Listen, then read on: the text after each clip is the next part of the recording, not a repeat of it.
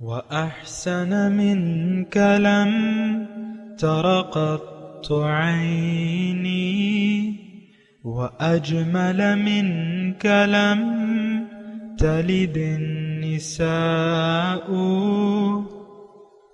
خلقت مبرأ من كل عيب خلقت مبرأ من كل عيب كأنك قد خلقت كما تشاء.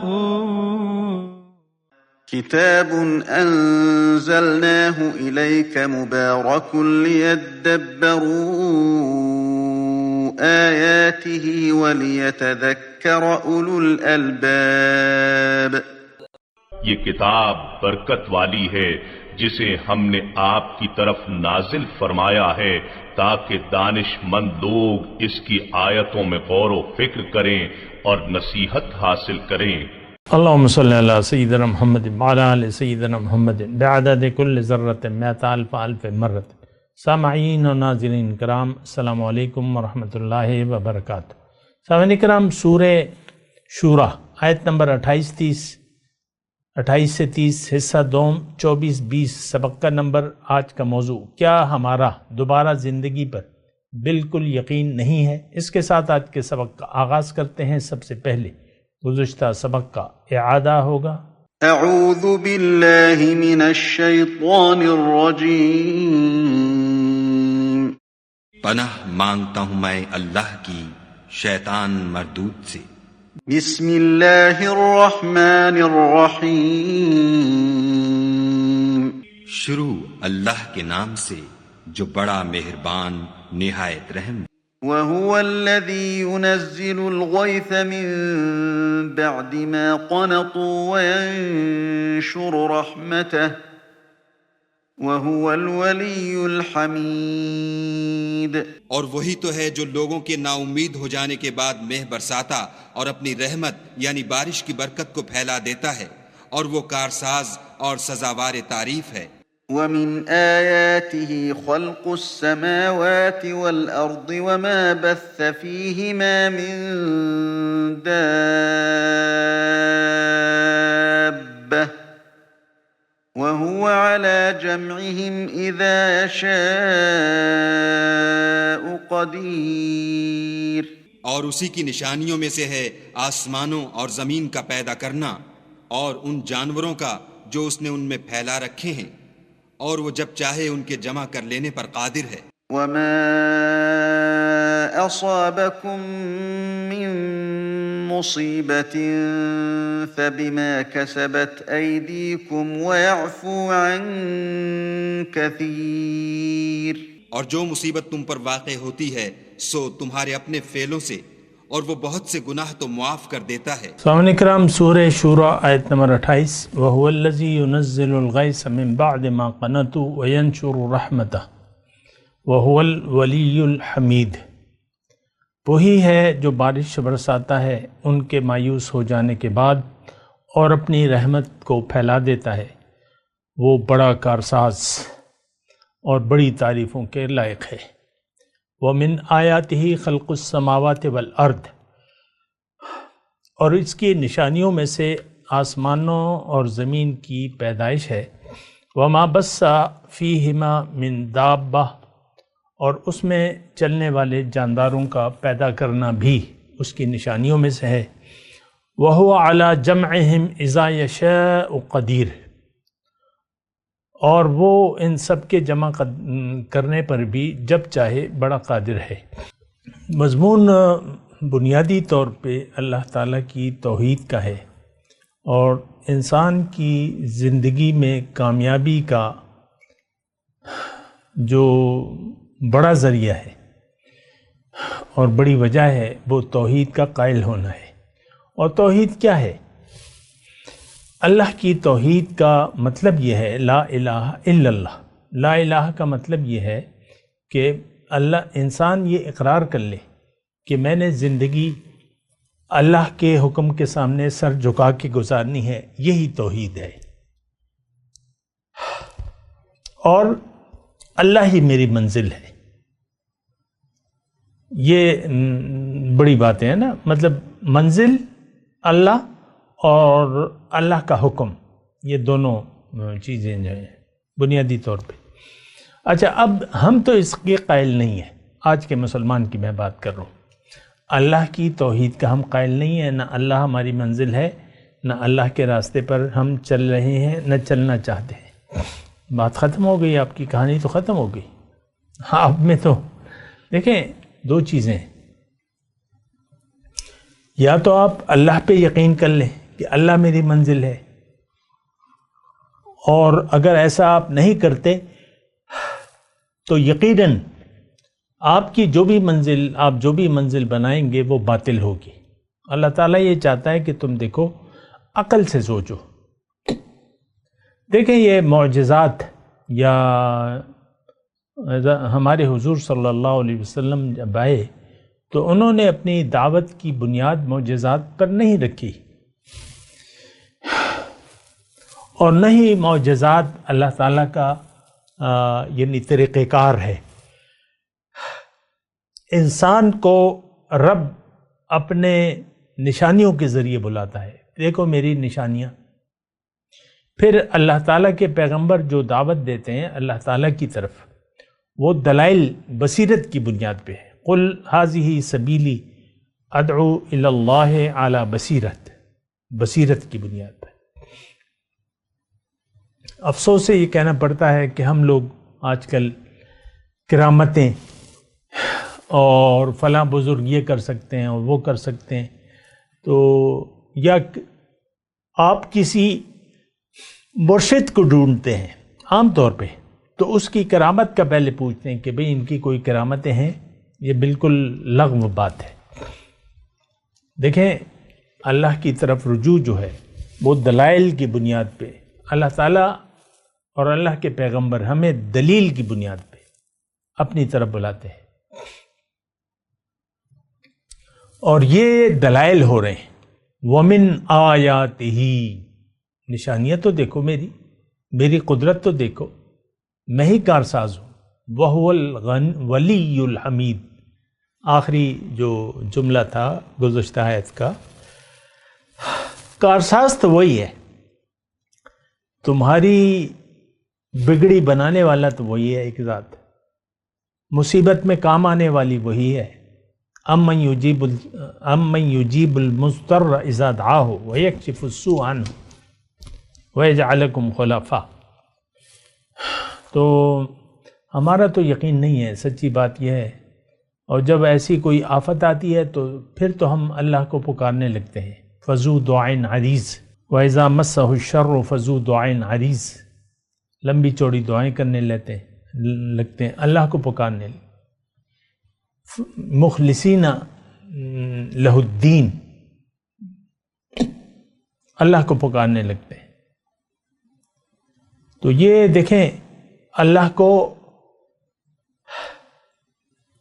تعالیٰ وہ ذات ہے جس کو ہر حالت میں پکارنا لازم ہے، خیر ہو یا شر، آرام ہو یا تکلیف، لیکن ہم نے پکارنا اللہ کو ہے اور اللہ ہی سے امید وابستہ رکھنی ہے. یہ ایک بات نوٹ کر لیں بنیادی طور پہ. ہماری تو کوئی اچھی حالات آتی ہے تو ہم ایک غرہ، ایک غرور، ایک اترانا شروع کر دیتے ہیں.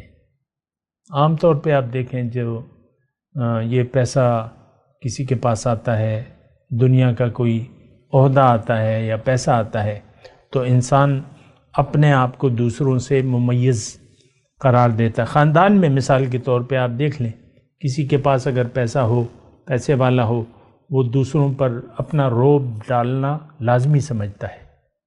بڑی خطرناک صورتحال ہے.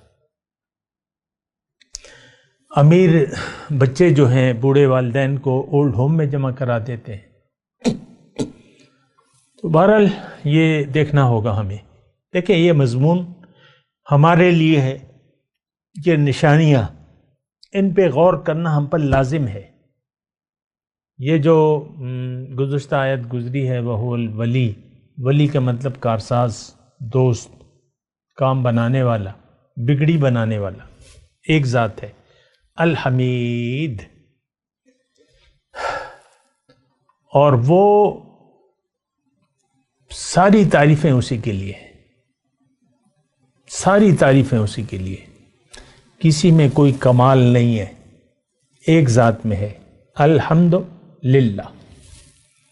یہ بات ذرا نوٹ کر لیں، اللہ تعالیٰ ساری قوت، ساری تعریف، ساری طاقت ایک ذات کے پاس ہے، وہ اللہ کی، اور باقی تو پھر اس کی مرضی ہے۔ اس نے شیر کو طاقت دے دی ہے مثال کے طور پہ، اور وغیرہ وغیرہ۔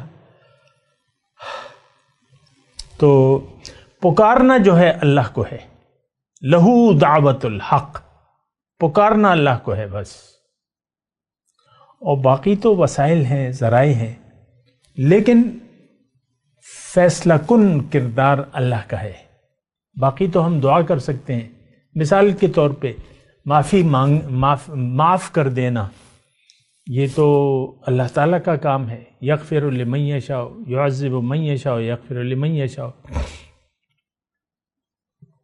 لیکن اللہ تعالیٰ نے پھر اس کے لیے ذریعہ مقرر کر دیا ہے، وَلَوْ أَنَّهُمْ إِذْ ظَلَمُوا أَنفُسَهُمْ جَاءُوكَ فَاسْتَغْفَرُوا اللَّهَ وَاسْتَغْفَرَ لَهُمُ الرَّسُولُ لَوَجَدُوا اللَّهَ التَّوَّابَ الرَّحِيمَ۔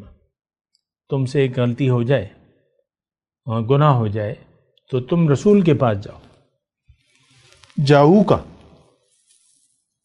وہاں ان کے دربار میں آ کے اللہ سے معافی مانگو، اور رسول بھی ان کے لیے معافی مانگے، تو تب وہ اللہ کو پالیں گے ضرور مہربان اور بخشنے والا۔ بہرحال اچھا، میں اپنے مضمون کی طرف آتا ہوں۔ وَمِنْ آیَاتِهِ خَلْقُ السَّمَاوَاتِ وَالْأَرْضِ، یہ اس کی نشانیاں ہیں، آسمان اور زمین کی تخلیق، اور یہ جو نظام قائم ہے کائنات کا، اس کا خالق کون ہے، اس کی طاقت، اور اس نے جو اندازہ لگایا ہے، اس میں جو قانون مرتب کیا ہے، یہ سب اس کے قانون کے تحت یہ کائنات چل رہی ہے۔ سورج سیکنڈ کا 1000واں حصہ بھی اپنی رفتار سے نہ کم کر سکتا ہے نہ زیادہ کر سکتا ہے۔ جو رفتار اللہ تعالیٰ نے اس کے لیے متعین کر دی ہے، ٹھیک ہے بہت بڑا جسم ہے، لیکن نہیں، اس کو اختیار نہیں ہے۔ مخلوق انسان کے علاوہ کسی کی بھی مخلوق کو سر منہ اختیار نہیں ہے کہ وہ اس کی قائم کردہ حدود سے میں کمی بیشی کرے،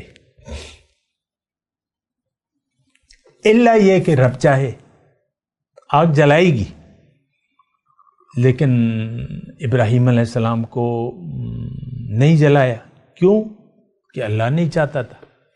چھری کاٹتی ہے، لیکن اسماعیل علیہ السلام کی گردن پہ کام نہیں کیا، کیوں کہ اللہ نے نہ چاہا، رب جو چاہے سو ہو۔ تو اللہ تعالیٰ دیکھیں ہر چیز پر قادر ہے، ان اللہ علی کل شیء قدیر۔ اچھا بہرحال آگے چلتے ہیں۔ ایک تو خلق السماوات والارض، اب یہ دیکھیں ہم تو یعنی بنا سبب کے، بنا میٹیریل کے تو ہم کچھ نہیں بنا سکتے۔ اللہ تعالیٰ نے تو یہ سب کچھ بنا میٹیریل کے بنایا ہے، فاطر السماوات والارض، بدیع السماوات والارض، ابتداً اللہ تعالیٰ نے یہ سب کچھ بنایا ہے۔ تو یہ اتنا سارا میٹیریل کہاں سے آ گیا؟ ایک پہاڑ پہ مشینیں لگی ہوئی ہیں، ماربل نکل رہا ہے، کرش نکل رہا ہے، پہاڑ ختم ہی نہیں ہونے کا نام لیتا، بڑے بڑے پہاڑ ہیں۔ تو یہ سارا میٹیریل کس نے بنایا، اور پھر یہ تخلیق کس کی ہے، اور پھر اس میں زمین میں اس میں جاندار کس نے پیدا کی ہے؟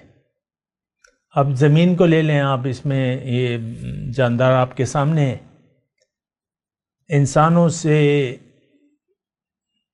یعنی سینکڑوں گنا، ہزاروں گنا زیادہ ہوں گے باقی مخلوقات۔ آپ اس کو گن نہیں سکتے. چونٹیاں ہیں اور پرندے ہیں، زمین کے حشرات الارض ہیں، جانور ہیں، سمندر کی مچھلیاں ہیں، آپ اس کی تعداد کو گن نہیں سکتے. سمندر میں کتنی مچھلیاں ہیں آپ اندازہ نہیں لگا سکتے. اندازہ ہوگا تو وہ اندازہ ہوگا. یہ سب کچھ کون کر رہا ہے؟ یہ اللہ. پیدائش، یعنی پیدائش جو ہے آسمان اور زمین کی، اور اس میں جو جاندار اللہ تعالیٰ نے سمیت انسانوں کے، انسان تو بھی دابہ میں شامل ہے. دابہ کہتے ہیں حرکت کرنے والی، رینگنے والی، چلنے والی چیز. تو وہ تو ہم بھی چل رہے ہیں. تو یہ ساری زندگی اور یہ ساری نعمتیں یہ کس نے بنائی ہیں؟ اللہ نے بنائی ہیں. اب اس کا وَهُوَ عَلَى جَمْعِهِمْ إِذَا يَشَاءُ قَدِيرٌ، وہ ان کے جمع کرنے پر بھی قادر ہے. يَوْمَ يَجْمَعُكُمْ لِيَوْمِ الْجَمْعِ ذَلِكَ يَوْمُ التَّغَابُنِ، جب وہ تمہیں جمع کرنے والے دن جمع کرے گا، وہ دن جو ہے اس دن پتہ چلے گا کہ کون فائدے میں ہے کون نقصان میں ہے. ہمیں تو یقین نہیں ہے. دیکھیں میں یہ بار بار کہہ رہا ہوں کہ ہمیں ہمارا آخرت پر یقین نہیں ہے، نہ ہم اس کے متعلق سوچنے کے لیے بھی تیار ہیں. قیامت کا دن بڑا ہولناک دن ہوگا. یعنی وہ زلزلہ وغیرہ جو آئے گا وہ تو ایک الگ مسئلہ ہے، لیکن اس کے بعد جو حشر برپا ہوگا اس دن کا یعنی معاملہ بڑا خطرناک ہوگا، خاص طور پہ ہم مسلمانوں کے لیے. یہ خاص طور پہ میں آپ کا نام لے رہا ہوں، مسلمانوں کا نام لے رہا ہوں، کیونکہ ہم نے اللہ کو بھلا دیا ہے. اللہ کی ملاقات پر ہمارا یقین نہیں ہے. ہم اللہ تعالیٰ کی ملاقات کو جھٹلا کر زندہ ہیں. دنیا کی یاد سے ہمارا دل آباد ہے اور کوئی یاد ہمارے دل میں ہے نہیں، یعنی کسی چیز پر یقین ہی نہیں ہے. اور اس دن جو ہے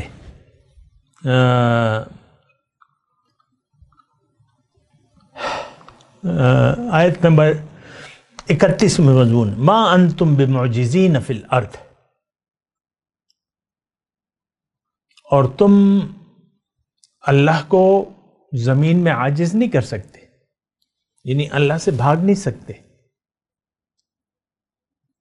اور اللہ کے سوا اللہ کو چھوڑ کے تمہارا کوئی دوست اور مددگار بھی نہیں ہے. یہ بھی اللہ تعالیٰ فرما رہے 31 نمبر آیت میں. دیکھیں ہم نے تو ٹوٹلی اللہ کی یاد کو بھلا دیا ہے. اس بات پہ تھوڑا سا غور کریں نا. میں تھوڑے سے ہی وقفہ لے لیتا ہوں اور آپ سوچیں تھوڑا اس بات پہ. ٹوٹلی ہمارے دل اللہ کی یاد سے غافل ہیں، دنیا کی یاد سے آباد ہیں. ہمارے نزدیک دنیا کا پہلا اور آخری مسئلہ صرف دنیا ہے. آپ دیکھ لیں اپنے ذہن کا اندازہ لیں نا. دنیا ہی کے مسائل ہمارے ذہن میں گھوم رہے ہیں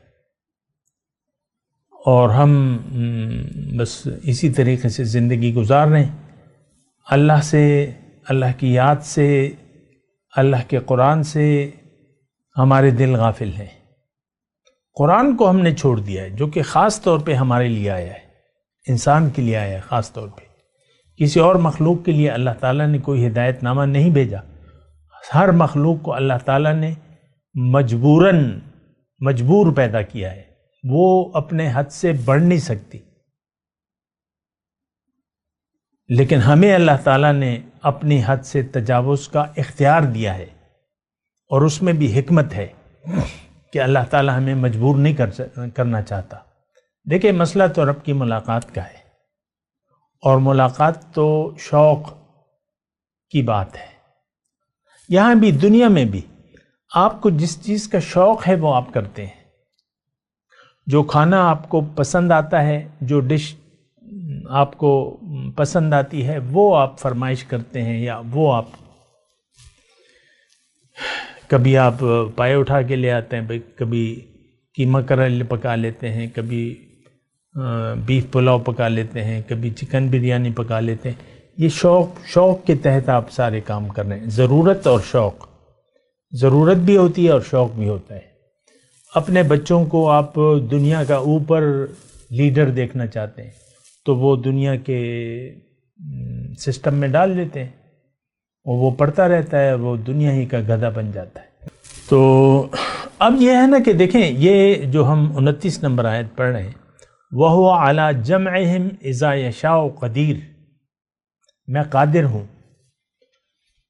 دیکھیں اس میں ایک مسئلہ ہے کہ ایک تو یہ ہے کہ ہم اللہ سے، یعنی ابھی ہم نے پڑھا تھا ان اللہ لا یعلم کثیرا مما تعملون، تمہارا یہ گمان تھا کہ اللہ تعالیٰ جو کچھ تم کر رہے وہ دیکھ نہیں رہا، اس سے واقف نہیں ہے.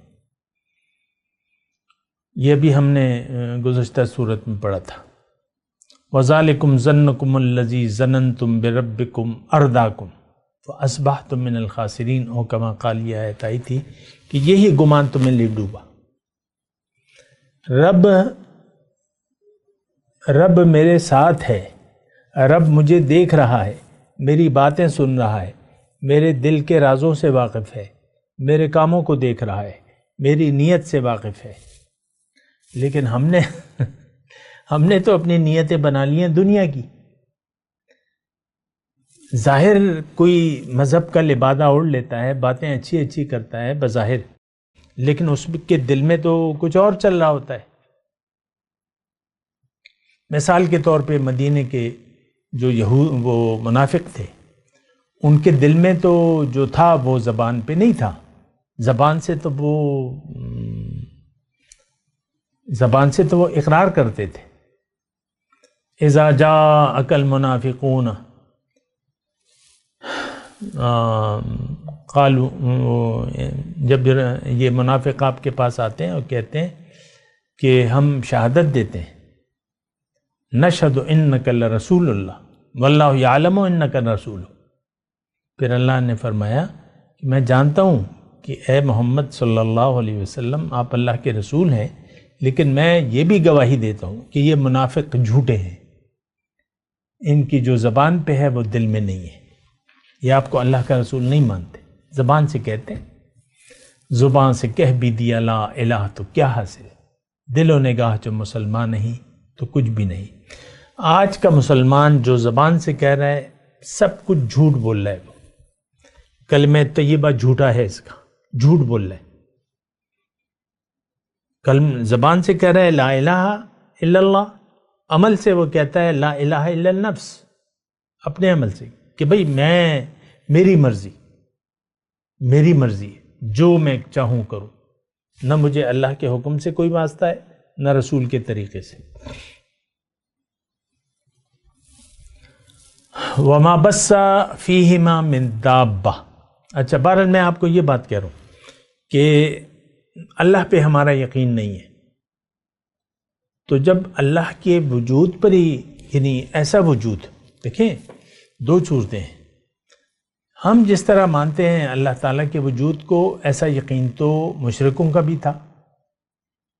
مصیبت کے وقت وہ اللہ ہی کو پکارتے تھے، مصیبت کے وقت وہ اللہ ہی کو پکارتے تھے، لیکن ویسے تو وہ بھول جاتے تھے. یہی حالت ہماری بھی ہے، ہمیں تو مصیبت کے وقت اللہ یاد آتا ہے. ابھی میں ایک کلپ دیکھ رہا تھا، ایک سیلاب ہے، سیلابی پانی کچھ ایک راستے پہ آیا، اس راستے پہ گھر بھی تھے، کچے گھر تھے، تو بیک گراؤنڈ میں آوازیں تھی یا اللہ خیر یا اللہ خیر یا اللہ خیر. اب سیلابی پانی کے سامنے تو آپ نہیں ٹھہر سکتے تو اس وقت آپ بس یا اللہ بس کہتے ہیں. آپ کچھ کر نہیں سکتے تو پھر آپ کو یا اللہ، لیکن جہاں آپ کچھ کر سکتے ہیں وہاں پہ اللہ نہیں ہے، وہاں پہ میری مرضی، my life and my style. اس بات پہ غور کیجئے نا. خیر، میں اپنے مضمون کی طرف آتا ہوں. وَهُوَ عَلَى جَمْعِهِمْ إِذَا يَشَاءُ قَدِيرٌ. تم لوگوں کے جمع کرنے پر میں قادر ہوں اور میں جمع کروں گا. یہ اللہ تعالیٰ فرما رہے ہمیں. جمعہم، ہمیں تو یقین نہیں ہے، لیکن اللہ تعالیٰ فرما رہے اس میں تو میرے لیے تو کوئی مشکل نہیں ہے. تمہیں میں نے پہلی مرتبہ ایک پانی کی بوند سے پیدا کر دیا اور اتنا 5-6 فٹ کا انسان بنا دیا، تو اب دوبارہ تمہاری پیدائش تو میرے لیے کوئی مشکل نہیں ہے، روح تو موجود ہے، صرف اس کو ایک جسم ہی دینا ہے۔ دوبارہ زندگی تو روح کی نہیں ہوتی، جسم آپ کو اللہ تعالیٰ دوبارہ دے دے گا، جسم آپ کو دوبارہ دے دے گا اللہ تعالیٰ، اور وہاں تو پھر دوزخیوں کو اچھے تگڑے خاصے جسم دیے جائیں گے، تگڑے جسم دیے جائیں گے تاکہ وہ عذاب خوب اچھی طرح اس کو عذاب مل سکے، اور اس میں وہ روح ڈال دی جائے گی۔ جسم اور روح، نئی زندگی، وہ دوبارہ زندگی ہے۔ اس وقت جو زندگی ہے اس کو تو آپ کو پتہ ہے، ہمارا جسم بس چھوٹا سا ہے، ہم سے بڑے بڑے جسم موجود ہیں، شارک، مچھلی، بلو ویل، بہت بڑا جسم ہے اس کا، لیکن وہاں پر بہت بڑا جسم ہوگا تاکہ وہ عذاب سہ سکے، لیذوق العذاب۔ تو یہ کون عذاب کس کو ہوگا؟ یہ آج کے جھوٹے مسلمان کو۔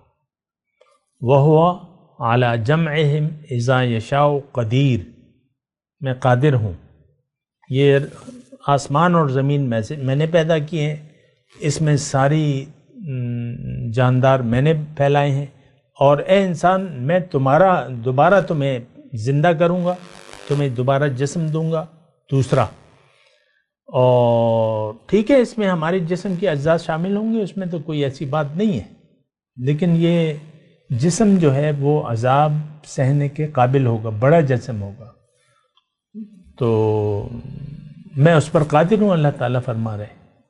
یعنی تم بھلانا نہیں ہے اس دن کو جب میں دوبارہ تمہیں اپنے سامنے کھڑا کروں گا۔ لَقَدْ جِئْتُمُونَا فُرَادَىٰ كَمَا خَلَقْنَاكُمْ أَوَّلَ مَرَّةٍ، آ گئے نا میرے پاس اکیلے، جیسا کہ میں نے تمہیں اکیلے بنایا تھا۔ تو بہرحال سوچ بچار کی بات ہے، میں تلاوت کرتا ہوں، میرے ساتھ دہرائیے۔ اعوذ باللہ من الشیطان الرجیم، بسم اللہ الرحمن الرحیم۔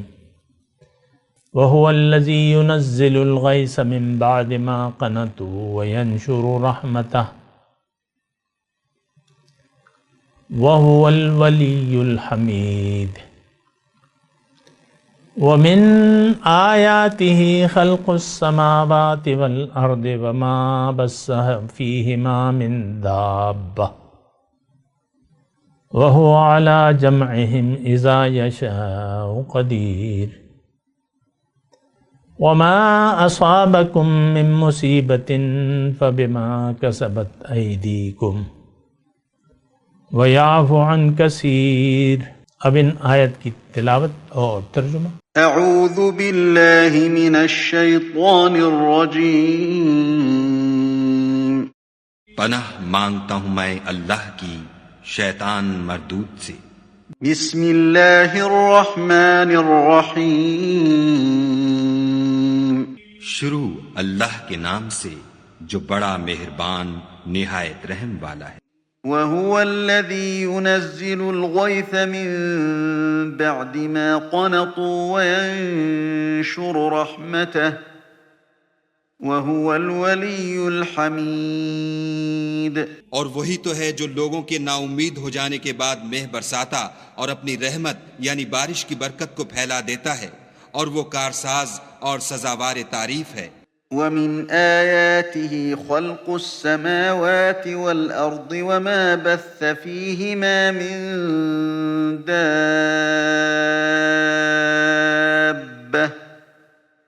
وَهُوَ عَلَى جَمْعِهِمْ إِذَا يَشَاءُ قَدِيرٌ۔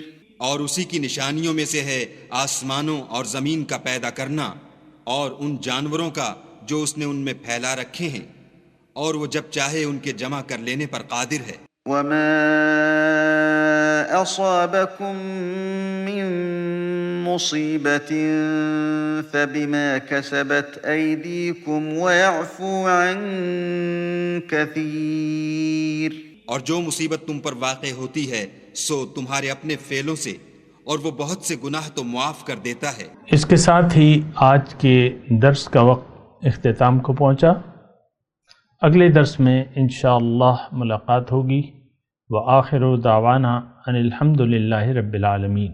مولاي صل وسلم دائما ابدا على حبيبك خير الخلق كلهم